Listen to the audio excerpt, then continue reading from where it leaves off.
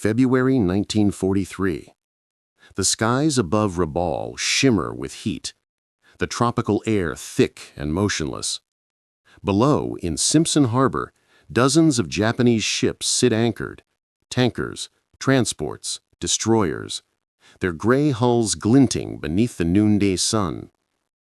On shore, Rabaul hums like a machine. Mechanics service zeros on airstrips carved from volcanic rock, while officers sip tea, confident that the Empire's southern fortress is untouchable. Then, a distant rumble. At first, it sounds like a storm building far out to sea, but it grows. Steady, rhythmic, metallic. Japanese pilots glance upward, squinting into the blazing light. High above the clouds, tiny dark specks move in perfect formation. Flying fortresses, one pilot mutters, dismissively. The Americans' heavy bombers, slow and clumsy, had been mocked across the Pacific. They were supposed to be easy prey. But as the first B-17s break through the cloud cover, sunlight flashing off their aluminum skins, something shifts in the air, a feeling of inevitability. The fortress is coming for Rabaul, and this time, the Empire's laughter will die in the fire. When Japan seized Rabaul in January 1942, it didn't just capture a port, it claimed a fortress. The volcanic harbor on the island of New Britain offered deep, sheltered waters and commanding access to the Solomon Sea. Within months, the Japanese transformed it into one of the most formidable strongholds in the Pacific. Massive airfields sprawled across the jungle. Anti-aircraft guns lined the hills. Fuel depots, shipyards, barracks, radar installations, all rose from the black volcanic soil. To the Japanese, Rabaul was more than a base. It was the beating heart of their southern empire, a forward command center that fed campaigns in New Guinea, Guadalcanal, and the Solomons. Whoever controlled Rabaul controlled the South Pacific. By mid-1942, Japan's power seemed absolute. Their Zero fighters ruled the skies. Their navy dominated the sea lanes, and their ground troops advanced almost unchecked. The Allies, reeling from Pearl Harbor, the fall of Singapore, and the loss of the Philippines, were still scrambling to regroup. Australia itself felt vulnerable. Every mile closer the Japanese moved, the more imminent the threat appeared. The Americans needed a way to strike back, but the Pacific was vast, unforgiving, and brutally remote. The islands that could serve as air bases were few and far between. Long-range bombing over open ocean was still a new science. It was here that an unlikely machine entered the story: the Boeing B-17 Flying Fortress.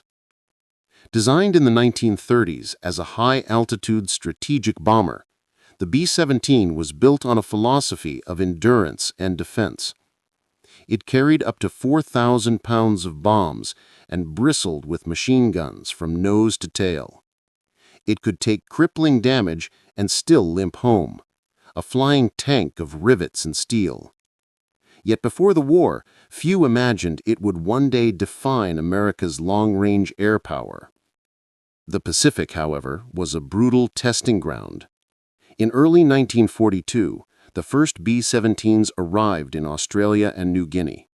Their crews were young, many barely out of training, and their missions were experimental. There were no established tactics for daylight raids over thousands of miles of water. Maintenance crews fought rust, humidity, and heat. Engines overheated. Radios failed. Navigation errors sent bombers wandering into endless blue nothingness.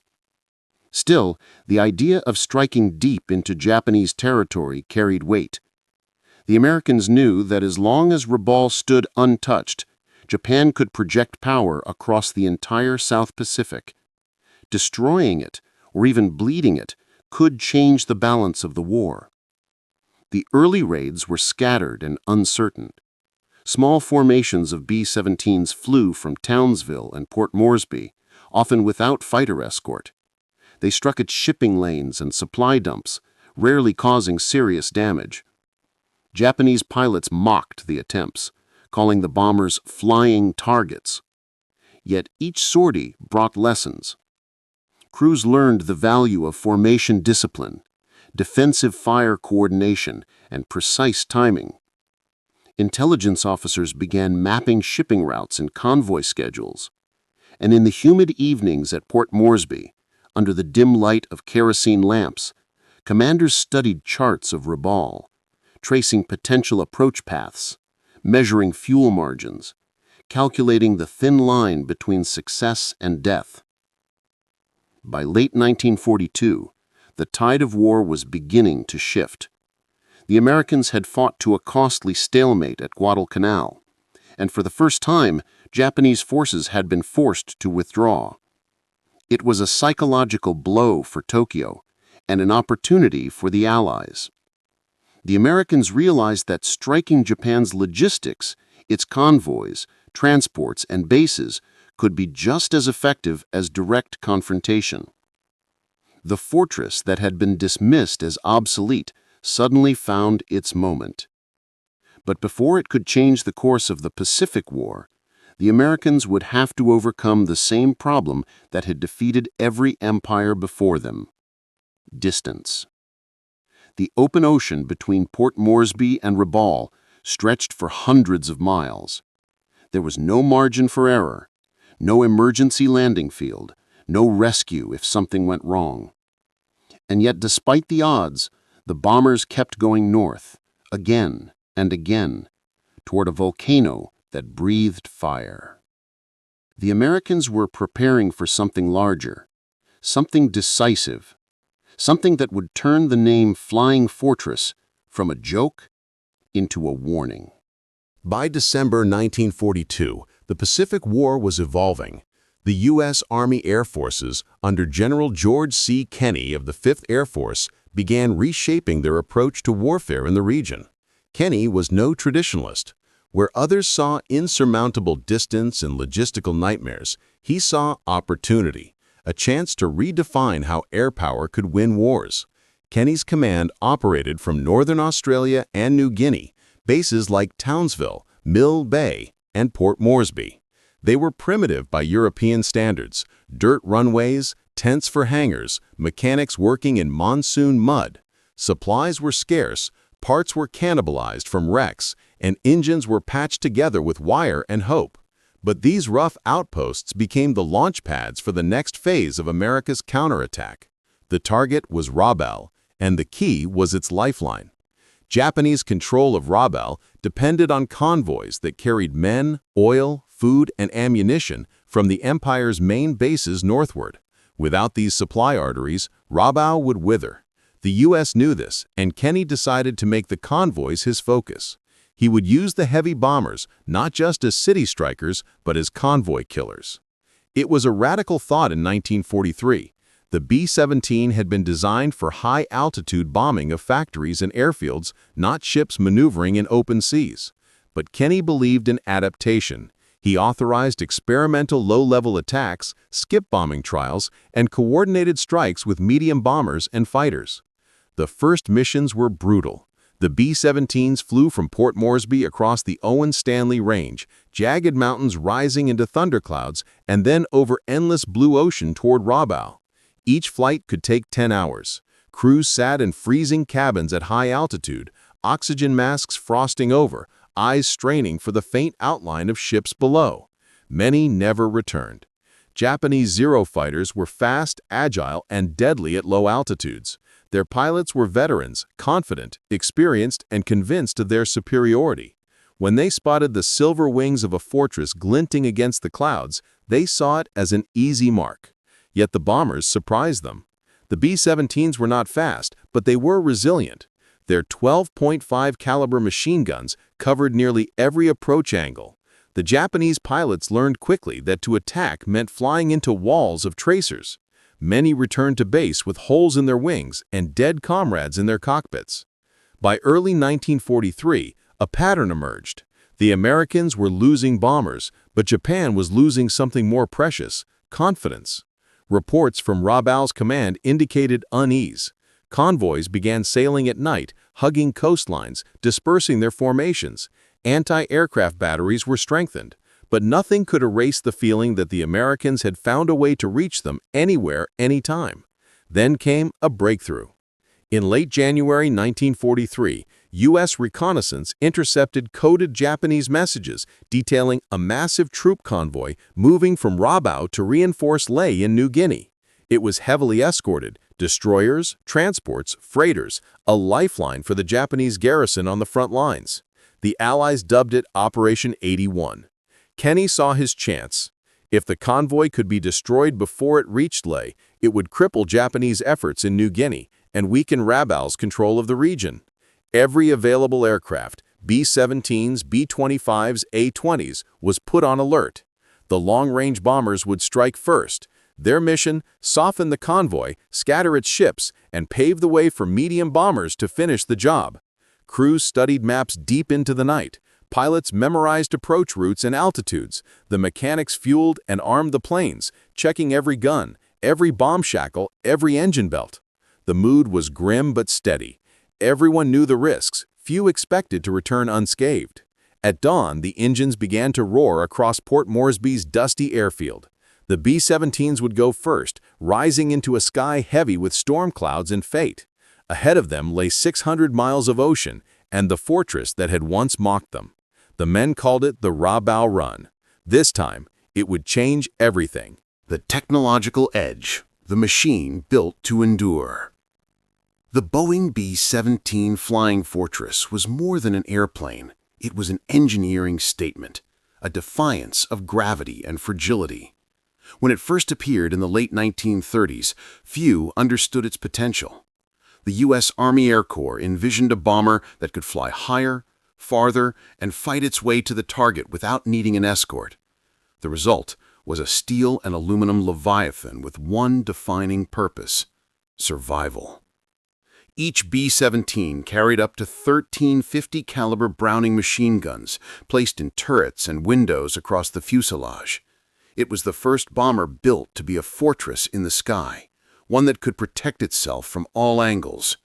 The fuel tanks were self-sealing. The wings could take massive punishment without collapsing. Crews often returned with engines out, rudders shredded, and holes big enough to crawl through, yet the fortress stayed airborne. To Japanese pilots accustomed to fragile Allied aircraft in the early Pacific War, the B-17's toughness was unnerving.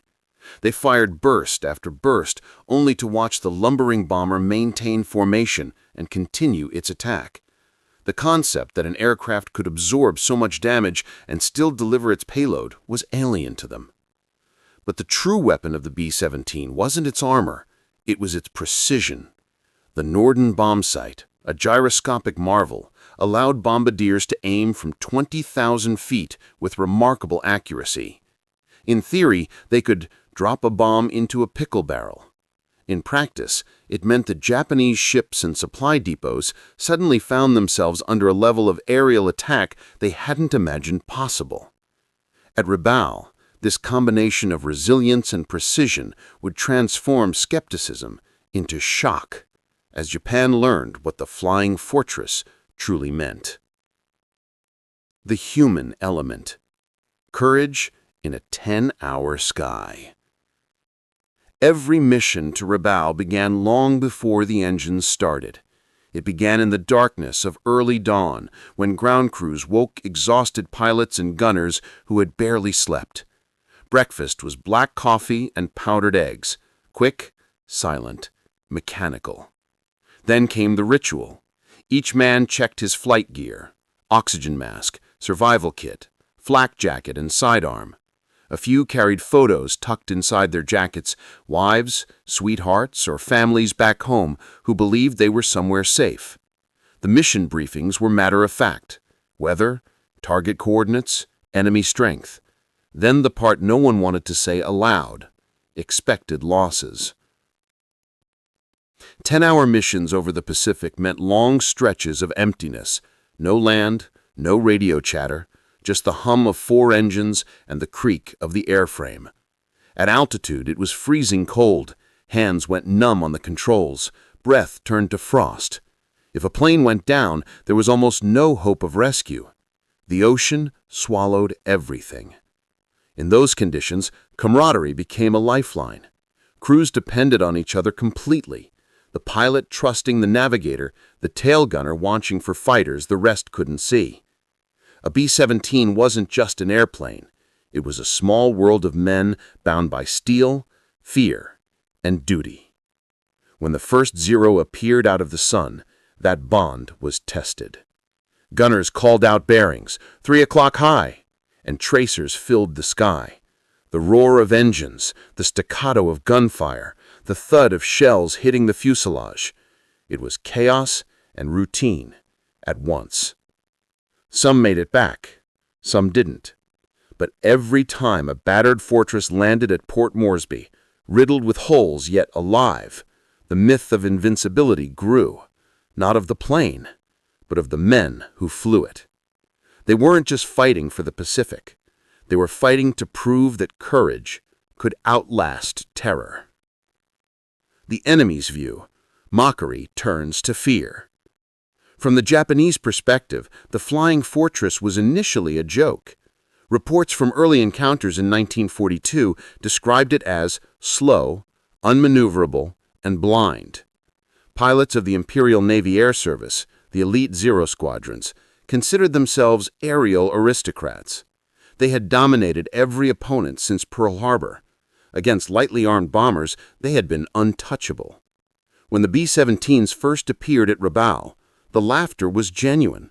The Zero was faster, climbed higher, and could outturn anything the Americans sent.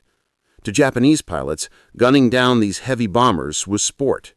They attacked head-on, diving from above, expecting to shred them in seconds. But then reality changed. In the chaos of real combat, the fortresses didn't break apart. They fought back.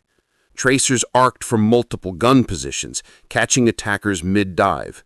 Zeros that came too close disintegrated under streams of .50 caliber fire. And even when a bomber was hit, engines flaming, glass shattered, it refused to fall easily. Japanese after-action reports from Rabaul began noting an unsettling trend.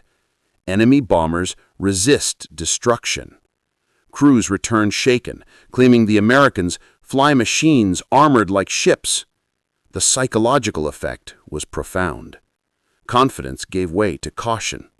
Soon, Japanese pilots began approaching differently, testing from distance, circling rather than diving head-on. It was the first sign that the balance in the air was tilting. By 1943, the flying fortress was no longer a curiosity. It was a menace. And the Empire's proud airmen, once certain of their dominance, were beginning to sense that their skies were no longer theirs alone. The tactical evolution, turning theory into fire. By early 1943, the air war over the Southwest Pacific was no longer a test of machines, it was a test of imagination. The traditional doctrine of high-altitude strategic bombing, perfected in Europe, faltered in the Pacific's weather, distance, and unpredictability. General George C. Kenney understood this instinctively. He didn't want textbook missions. He wanted results. Kenney began merging tactics across aircraft types. B-17s would operate as long-range scouts and convoy disruptors, striking first from altitude. Then, lower-flying B-25 Mitchells and A-20 Havocs would come in behind them, exploiting the chaos with skip bombing runs. The fortresses softened the target, the medium bombers finished it. It was air warfare as a layered symphony, coordinated, relentless, and adaptive. To make this possible, communication between formations became crucial. Navigators calculated timing down to the minute. Radio silence was often mandatory, so crews relied on visual cues, the glint of sunlight off another bomber's wing, or the flash of tracer fire below. Precision was everything. The Japanese, accustomed to predictable patterns, were suddenly faced with an enemy that didn't behave by the book. Convoys sailed under constant tension, never knowing when or from where the next attack would come. Every bombing run added data: wind drift corrections, flak patterns, convoy speeds, and every new mission was more accurate than the last. The Americans were not just flying, they were learning. By the time the Rabaul convoy of February 1943 appeared on Allied radars, the tactics had matured into a weapon of their own. What had begun as experimentation was now a machine of destruction. The fortress was no longer just surviving the Pacific, it was mastering it. The leadership factor: Kenny's vision and resolve. At the heart of the Allied air effort stood General George C. Kenny, lean, sharp-eyed, and impatient with mediocrity. He believed in initiative, not bureaucracy. Where others saw limitations, he saw possibilities. His leadership in the Southwest Pacific redefined how American air power operated. Kenny's genius wasn't just in strategy, it was in empowerment. He trusted his men, encouraged innovation, and demanded creativity. When engineers proposed low-altitude skip bombing, a dangerous technique involving dropping bombs to ricochet off the sea surface into ships, Kenny didn't hesitate. He tested it, refined it, and deployed it. Within months, it became a signature Pacific tactic. He also understood morale. Life in New Guinea's airfields was brutal: malaria, humidity, isolation. Kenny made it a mission to keep spirits alive. He visited the men, spoke with crews returning from missions, listened to their frustrations. To them, he wasn't a distant general. He was a leader who knew their struggle. And above all, he believed in the fortress. Where skeptics saw a slow relic, he saw a symbol of persistence. He knew that in the Pacific, where distances were vast and reinforcements uncertain, durability mattered as much as speed. The B-17's ability to take punishment, carry heavy loads, and strike deep into enemy territory made it the cornerstone of his campaign. Kenny's leadership turned scattered, exhausted airmen into a unified, adaptive force. He didn't just command them, he inspired them to evolve. The attacks on Rabaul would become his proving ground, the place where his belief in flexibility, courage, and technological faith would collide with the Empire's most fortified stronghold. The moral shift: breaking the myth of invincibility. For a year, the Japanese Empire had appeared unstoppable. From Pearl Harbor to the Philippines, from Singapore to the Solomons, its expansion had been swift and merciless. Japanese propaganda painted their soldiers and pilots as invincible, guided by divine favor and superior spirit, the Bushido Code that dismissed defeat as dishonor. But Rabaul began to chip away at that illusion. Every time a fortress appeared over the harbor, every time a convoy vanished beneath the waves, the myth weakened. The Americans were not supposed to fight this way: patient, methodical, unflinching. Yet the B-17 crews did. They came through storms, through flak, through fighter swarms, and they came again the next day. Japanese sailors began to call them the bombers that would not die. For the first time, Japanese reports included words like unexpected resistance and enemy persistence. The aura of dominance, the psychological weapon that had carried the empire through 1942, began to fracture. On the American side, morale was changing too. The early defeats, the fear that Japan was too strong, too far, too fast, gave way to belief. The men who once flew missions praying to survive now flew them expecting victory. War had shifted from despair to momentum. And when both sides believed their fate was at stake, the stage was set for one of the most decisive confrontations in the air war: the raid that would burn the myth away. February 28, 1943. The morning broke gray and heavy over the Owen Stanley Mountains. Low clouds drifted through the passes, swallowing ridges and valleys in mist. On the far side of those peaks, the coral sea shimmered under scattered sunlight, calm, unaware. At Port Moresby, men of the 43rd Bomb Group moved in silence. They had flown this route before, but today was different. Intelligence had confirmed it. A major Japanese convoy was on the move toward Leh. 8 transports, escorted by destroyers, cruised north of New Britain under the banner of Operation 81, carrying thousands of troops, ammunition, and supplies meant to reinforce Japan's collapsing front in New Guinea. The convoy was protected by fighters from Rabaul and guarded by flak ships with overlapping fields of fire. It was, by every measure, a trap for anyone reckless enough to attack. But the Americans were coming anyway.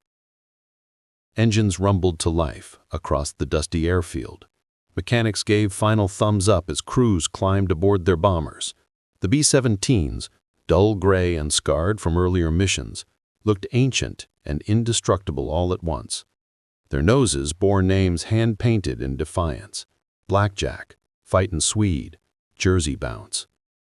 At 0700 hours, the first Fortress began its takeoff roll.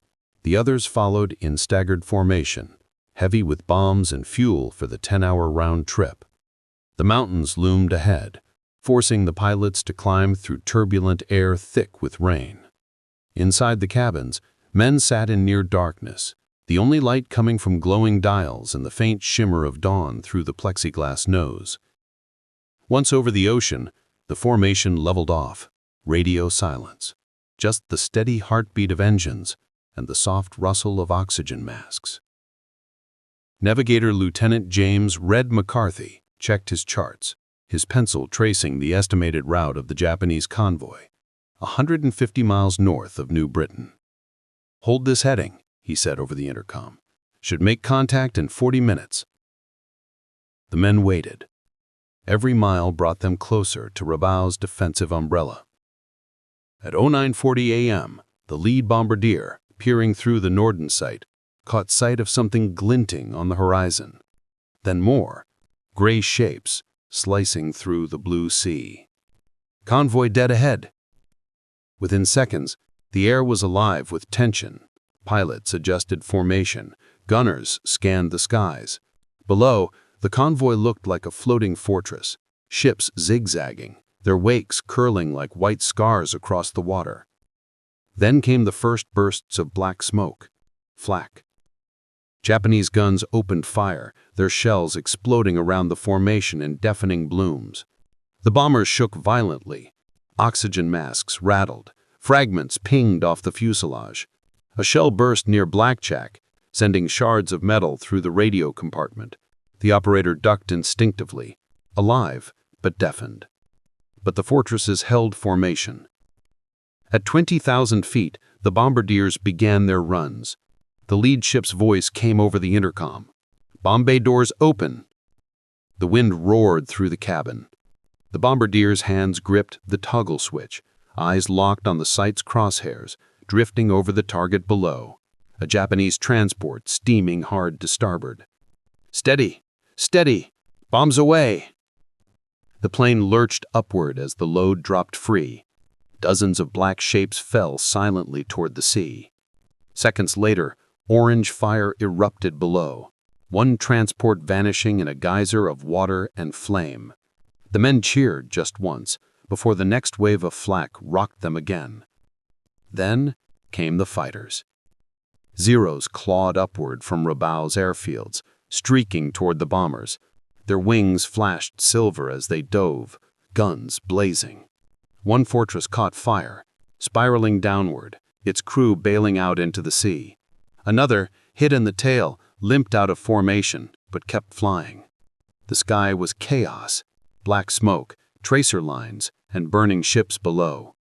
Still, the fortresses pressed the attack. They came in waves, each formation dropping with methodical precision. A destroyer took a direct hit amidships, its bow lifting before it broke apart. Another transport exploded, scattering debris across the water. Japanese radio chatter crackled with disbelief. Reports claimed large enemy bombers, many, cannot be stopped. From above, the Americans could see Rabaul's smoke rising on the horizon, dark and heavy. The convoy, once proud and protected, was now a graveyard of burning ships. As the bombers turned south toward home, their fuel low and their nerves frayed, one gunner looked back through the waist window. The ocean below was littered with oil slicks and drifting lifeboats. It looked like a funeral. And in many ways, it was. Because that day, the day the Japanese convoys burned under Rabaul's shadow, marked the beginning of the end of Japan's control in the South Pacific. March 3, 1943, the Bismarck Sea. The sun rose blood-red over the horizon, glinting off waves that rolled gently beneath a clear Pacific sky. The Japanese convoy, or what was left of it, pressed on grimly toward Lae. Smoke trailed from the damaged ships. A destroyer limped along on one engine, its deck slick with oil and blood. Yet the officers aboard still believed they might make it, that somehow the Empire's resolve would carry them through. They didn't know that death was already on the way. From Port Moresby and Dobodura, another Allied strike force was preparing to launch. This time, a combined armada of American B-17s, Australian Beaufighters, and the newly modified B-25 Mitchell bombers equipped for low-level attacks. It was a coordinated plan, built on lessons from Rabaul. Hit the enemy from above, pin them down, then rip them apart at sea level. By 900 hours, the sky above the convoy began to hum. The Japanese lookouts spotted specks approaching from the west, high, distant, shimmering in the morning light. Alarms rang out across the decks. Anti-aircraft guns rotated upward, men shouting over the rising wind. The first wave, B-17 flying fortresses. They came in at 7,000 feet, their engines howling through the sky. The bomb bay doors opened, and the lead bombardiers lined up on the center of the convoy. "Steady! Bombs away!" Dozens of 500-pounders tumbled downward. Seconds later, the ocean erupted. Towering plumes of water engulfed a transport ship, which disappeared beneath a rising column of smoke. Another took a direct hit and split open like a crushed tin can. Below, the sea turned into chaos. Ships swerved desperately, guns firing wildly into the sky. But before they could regroup, the next phase of the attack began. Skimming barely 50 feet above the waves, the Australian Beaufighters roared in, their engines screaming as they unleashed a storm of 20mm cannon fire. They strafed the ship's decks, mowing down anti-aircraft crews, shattering bridges and ripping apart lifeboats. Survivors dove for cover as tracer rounds stitched across the water. Then came the Americans. The B-25 Mitchells, modified for skip bombing, approached in tight formation at mast height. Each bomber carried 4 500-pound bombs fitted with delayed fuses. As they neared the convoy, the pilots began their deadly run. Captain Bill Glover's voice crackled over the radio. "Targets ahead! Drop low! Hit 'em hard!" The B-25s roared over the first destroyer, their bombs skipping across the surface like stones, 1, 2, 3 bounces, before slamming into the hull and detonating beneath the waterline. The explosion lifted the ship clear off the surface before it shattered, flames bursting from the decks. Another bomber dropped its load against a transport. The bomb skipped, struck the bow, and vanished inside before detonating. The ship erupted into fire, black smoke billowing hundreds of feet into the air. It was slaughter. Within minutes, the sea was a field of fire and twisted metal. Japanese soldiers jumped overboard, clinging to debris, their uniforms burning. The air was filled with the crack of machine guns, the roar of engines, and the screams of men trying to escape the inferno. But even in chaos, the American and Australian pilots remained precise, ruthless, methodical, relentless. They moved from ship to ship, strafing, bombing, circling back to finish what was left. One B-25, its nose guns jammed, rammed a lifeboat full of soldiers to prevent them from remanning the guns. Another pilot, hit by flak, stayed level long enough to release his bombs before his plane exploded. By noon, the Bismarck Sea had become a graveyard. Of the 16 ships that had set out from Rabaul, only a handful were still afloat, and most of them were burning wrecks. From above, the Allied crews could see hundreds of survivors in the water, tiny black dots surrounded by slicks of oil and fire. Some waved white cloths. Others tried to swim toward the remaining destroyers, but the Japanese Navy had strict orders: do not stop. Any ship that slowed down risked becoming the next target. As the last bombers turned for home, one American rear gunner looked down through the smoke and whispered into his headset. They thought Rabaul was untouchable. The pilot nodded. Not anymore. That afternoon, reconnaissance planes flew over the area. What they saw confirmed the scale of destruction. Every single transport ship had been sunk. The sea was littered with wreckage and bodies, thousands of them. The Japanese convoy had been annihilated. The Battle of the Bismarck Sea was over. Japan had lost over 3,000 men, 8 transports, and 4 destroyers in 2 days. The Allies, just a handful of planes. But beyond the statistics, something deeper had changed. For the first time since Pearl Harbor, the Imperial Japanese Navy had been humiliated, decisively, publicly, and irreversibly. The fortress had not only survived, but it had proven that American air power could break Japan's grip on the Pacific, one flaming convoy at a time. And the men who had once laughed at the flying fortresses would never laugh again. When the smoke cleared over the Bismarck Sea, the scale of the catastrophe began to sink in, both literally and strategically. What had been planned as a bold Japanese reinforcement mission had turned into one of the most devastating naval air defeats in modern warfare. The once proud Imperial Japanese Navy, which had sailed from Rabaul with confidence and bravado, was now little more than drifting wreckage scattered across hundreds of square miles of ocean. The Allies called it a masterpiece of coordination. The Japanese called it a disaster beyond measure. Intelligence teams quickly pieced together the outcome. Of the 6,900 troops that had departed from Rabaul, fewer than 1,200 ever reached Leh. Many of those survivors were wounded, traumatized, or stranded without supplies. The rest, thousands, were lost to the sea, consumed by fire, shrapnel, or drowning in oil-choked waters. Aerial photographs captured the horror.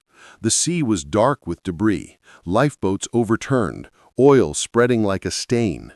Some Japanese soldiers clung to planks or wreckage for days. Allied pilots, flying reconnaissance, could see them, but orders were clear.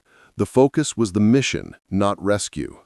For Japan, this was a psychological blow unlike any before. In Tokyo, the Imperial Navy attempted to censor the news.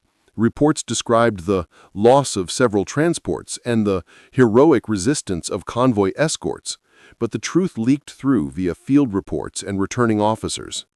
Admiral Isoroku Yamamoto, who had once declared Japan's naval dominance across the Pacific, read the figures in silence. For the first time, his staff noted, he appeared visibly shaken. The defeat forced a reevaluation of Japanese strategy across the South Pacific.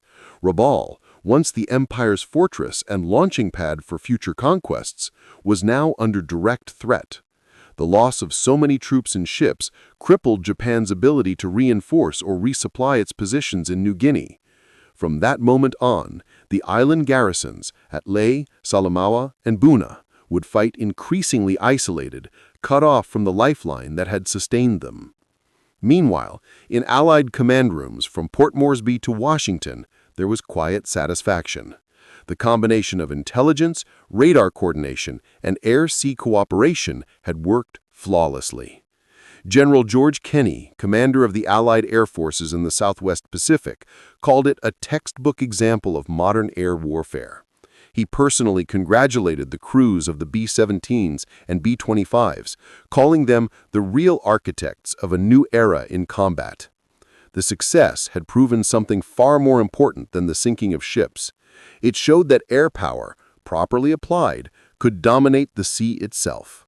No longer would naval convoys be safe simply because they sailed under the protection of destroyers or cruisers. Now, even the ocean belonged to the bombers. The Japanese pilots who had once mocked the B-17s as lumbering targets learned the truth the hard way.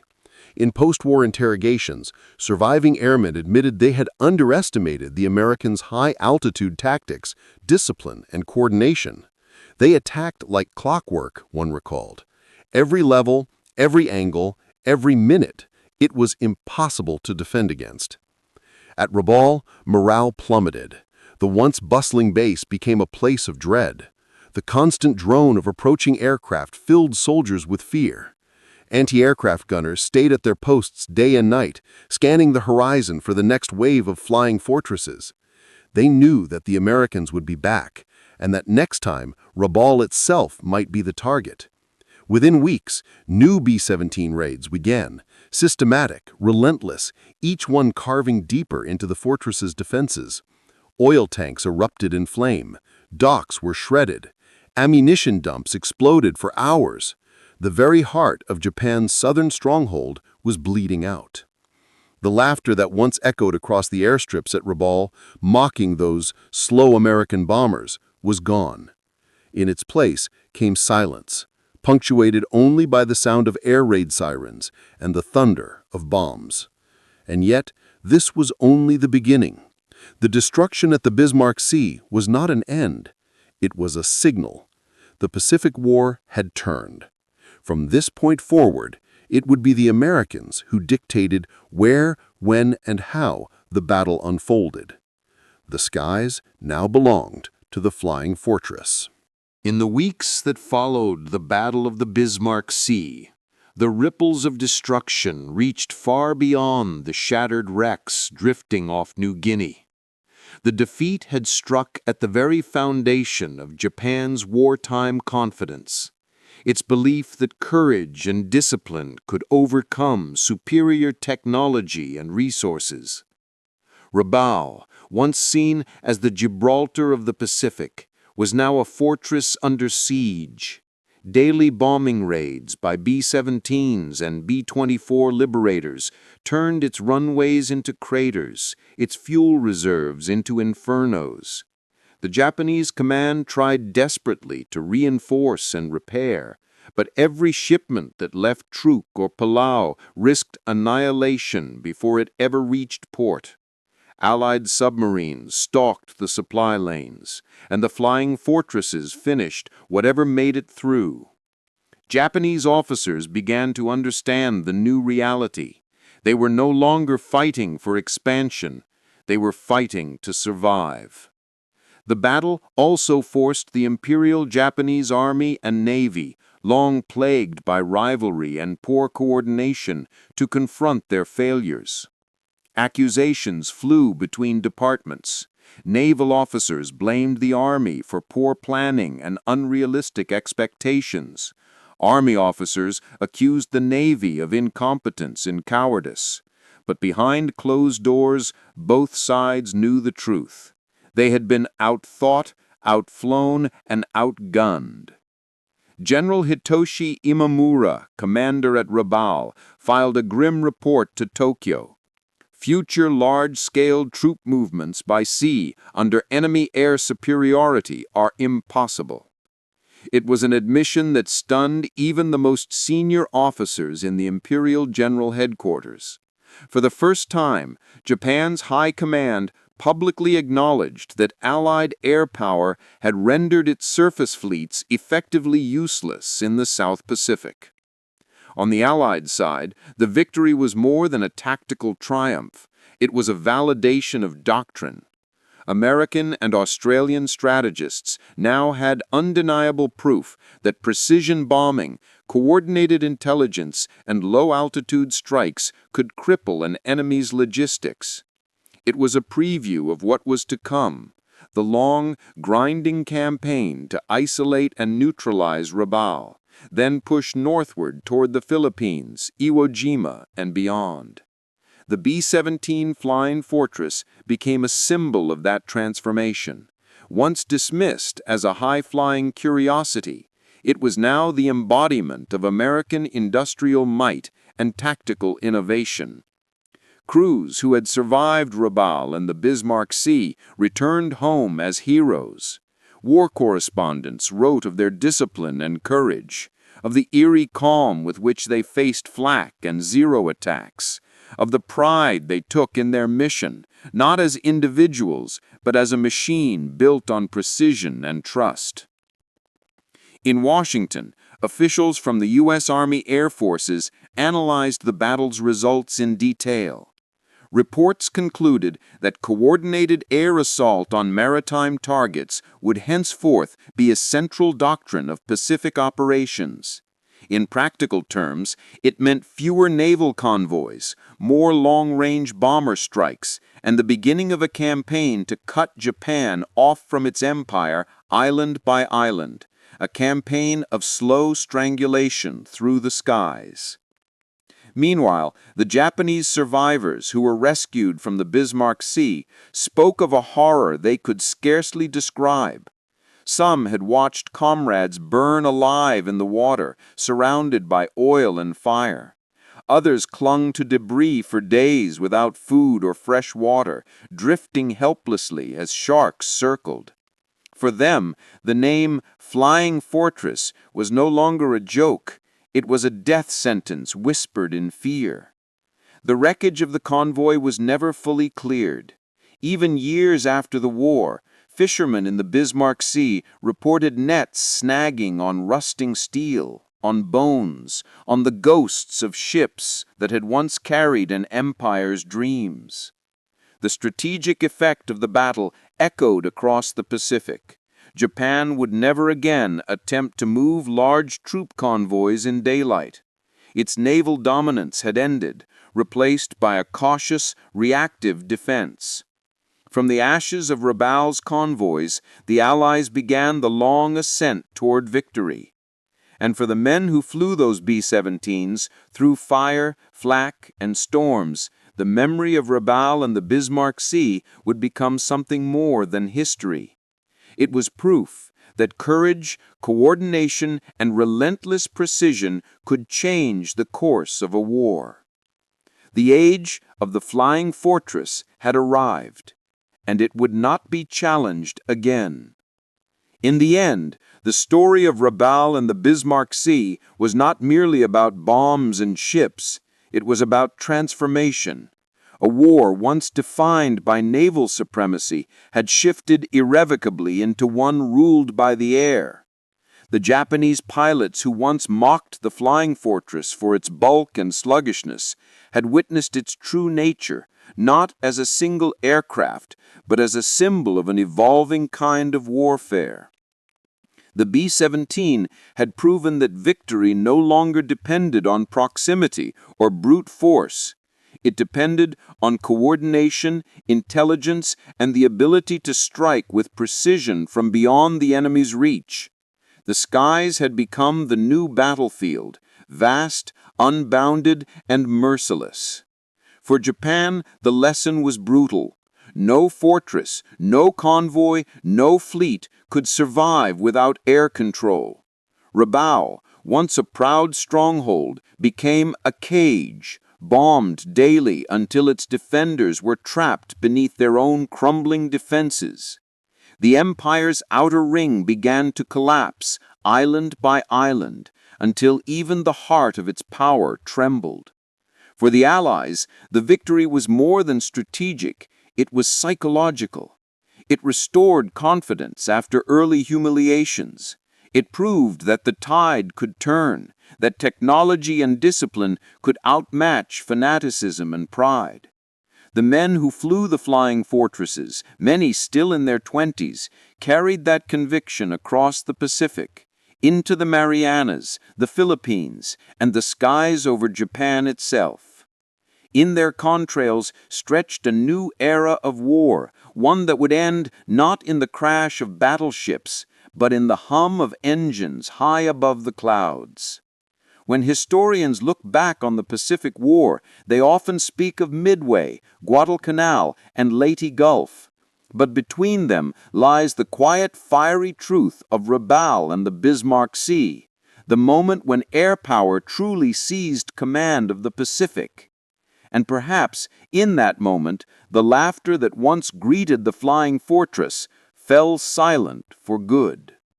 The age of mocking had ended.